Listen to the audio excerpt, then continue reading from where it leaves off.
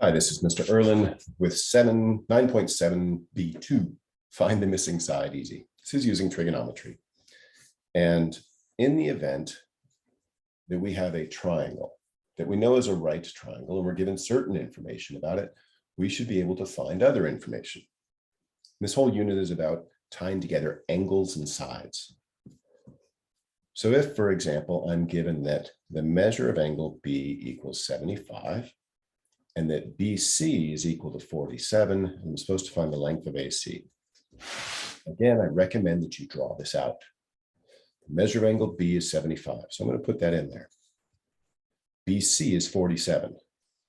So I'm looking from B to C, this length is 47, and I'm looking for AC. So this, I'm going to call that X. And then just like we did in the last piece, I want to identify whether I'm going to use SO, KA, or TOA. And that means I have to take my eyeball where the angle is, and I have to identify these sides and legs and hypotenuse to decide whether they're opposite, adjacent, or hypotenuse. The hypotenuse is always opposite the right angle. And now I'm faced with deciding whether this X, the other one I want to deal with, because that's what I'm looking for, is opposite the eyeball or is it adjacent to the eyeball? Adjacent means next to. This is opposite. It's far away from the eyeball. It's not touching. This leg is not touching this angle. When I see that it's opposite and hypotenuse, that lets me know that I'm looking for the function that has O and H. This has A and H. This has O and A. This one has O and H. That's the key. Once I identify that it's a SO situation, I look at the first letter and I say S. Well, that stands for the sine. And I know that always, always, always after the trig part comes the angle. The angle I'm dealing with here is 75 degrees. And then it's going to equal the ratio of these two sides in this order. So first it's going to be the opposite side over the hypotenuse. In this case, my opposite side was my X, and my hypotenuse was 47. This is the end of the geometry. I've now solved, or excuse me, I've set up an equation using trigonometry from my triangle. That's the geometry part. But now I have to be able to solve this, and that's going to use a little bit of algebra. I'm going to find the value for X. And I think the easiest way to start these problems in all cases is to cross multiply. We learned about this when we did similar triangles and proportions. So X times 1 gives me X. 47 times the sine of 75, which is a number unto itself. It's just a number that doesn't look like a number. So that number times 47 would equal X. Well, that's why this is considered the easy example. Because once we do the cross multiplication, this is ready to go. This is all I have to enter into my calculator. Make sure your calculator is set to degree mode, not radians. The way we confirm that is we do sine of 30. That should come out to be 0.5. If it doesn't, my calculator is not set correctly. In this case, I'm going to do 47 times the sine of 75. Just enter it in as it looks. It's a good idea to get in the habit of closing the parentheses. You notice how it's open to parentheses at the start of the angle. I should close that parentheses just to kind of make it a clean picture. Later on, that will become important. So this tells me that my overall value of X is 45.39851,384. But of course, that's an approximate value. My calculator is approximating it. And I've been asking this problem to round it to the nearest hundredth after the second decimal point. So I look at the number right after the 9, and I say, okay, this is an 8. Does that mean this is closer to 40? Or does that mean it's still close to 39? Well, 8's near the top. So that means this is going to push up. So I'm going to call this 45. The 9 is going to push to a 10, which is going to push this up. So in other words, 39 rounds up to 40. X is about 45.40. This is the way we're going to solve all these problems. Step 1, fill in the information, angle, side, what you're looking for. Step 2, Place your eyeball where the angle is. Step 3, mark the hypotenuse as h, or hype.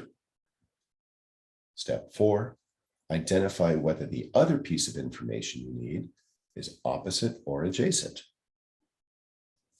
Step 5, identify whether the information you're dealing with is so, ka, or toa. Step 6, set up the equation. The sine of the angle is equal to the opposite over the hypotenuse, and fill in the information. Lastly, cross multiply and solve. One more example. What if I put these in and I was given 38 degrees and I was told that this is 10 and told that this is X and this is 10. How would I solve that? Well, I'd say, here's my eyeball. Step 2, well, I guess step 3, I'm going to identify which side is the hypotenuse. This is the hypotenuse.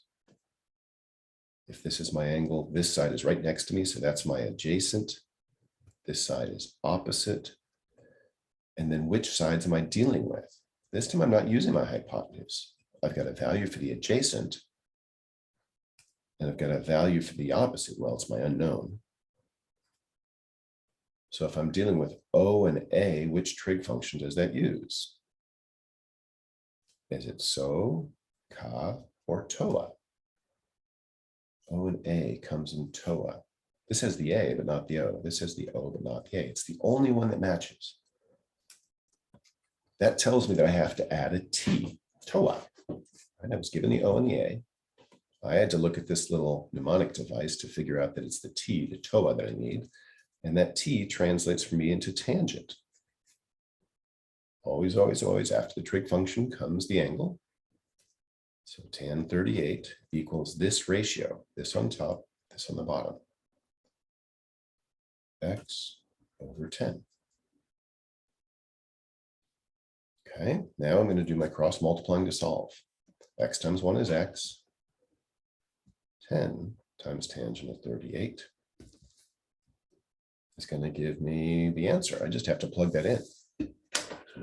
Calculator and say 10 times the tangent of 38.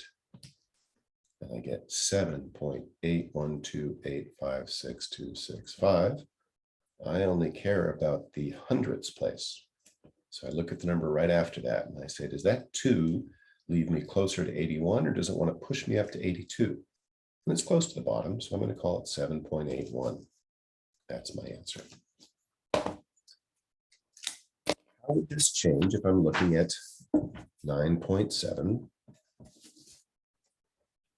C? In other words, finding missing sides.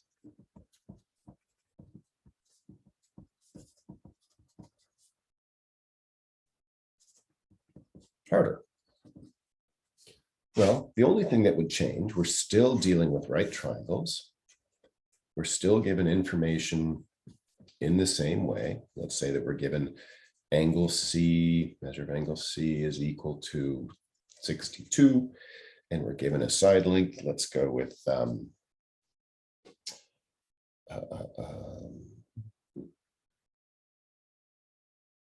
this time we'd be given like BA is equal to 12, and we'd be looking for BC as the unknown. Okay, so it looks like the same setup. How do we know it's harder? We don't at first, but do the same steps. Step 1, put in your information. C is equal to 62 degrees. BA is equal to 12. And BC is what we're looking for. That part doesn't change. The next part doesn't change. Here's my eyeball. Notice it's different than the last time. Now my eyeball's over here because this is the angle. And then I'm going to label the sides. This is my hypotenuse. So I'll put a hypotenuse there. This one's way over here. So that's my opposite.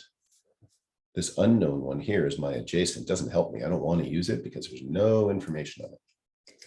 So what I'm dealing with in this problem is I've got an opposite side. And I've got the hypotenuse is the one I'm looking for. So it's an O. Is that my so, ka, or toa? Well, this is my so. I need to add an s. Because I'm adding the s, that means I'm going to bring in the s for my function. The particular function is sine, cosine, or tangent.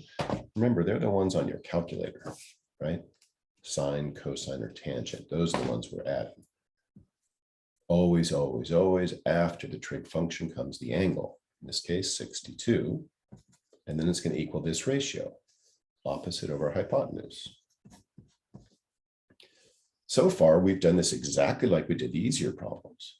What makes it harder is this next step. When I do my cross multiplying, I'm going to do 12 times 1 and x times sine 62. It's not going to come out as cleanly. In other words, x times the sine of 62 now is equal to 12 times 1 is 12. I can't just plug that in my calculator. It's not ready to. I need x by itself. Right now, x is being multiplied by sine 62. If it's being multiplied by sine 62 and I want to clear that away, I need to do the opposite of multiplying by sine 62. I need to divide by sine 62. Sine 62 is a number, so I need to divide by that number. That means I divide the other side by that number as well. On this side, because these are multiplied by that, this can cancel out. It's a version of 1. And I'm left with x is equal to 12 over the sine of 62. That's my precise answer, but I want to see a decimal approximation. 13.5908. So this is about equal to 13.5908. I'm being asked to round to the nearest hundredth. So I take that second decimal and I say, does this 9 get pushed up? Well, 0 is closer to the bottom of 59. It's not like it's pushing up to 60. So I'm going to treat this as 13.59. And that's how we find harder missing sides. The only difference is when we cross multiply, we'll then have to divide to solve.